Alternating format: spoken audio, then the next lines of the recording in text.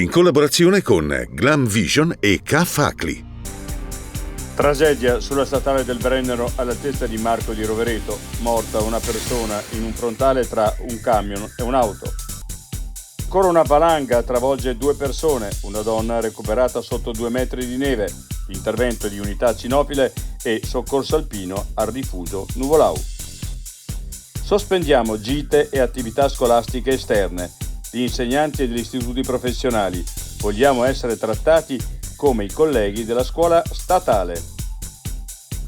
Crisi climatica, gli impiantisti, rinunciare allo sci? Oggi non ci sono alternative. La montagna di Trento, la Paganella e cambio di vocazione del Bondone.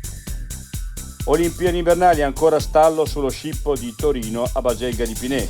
Malagò, sono informato, valutazioni nei prossimi giorni.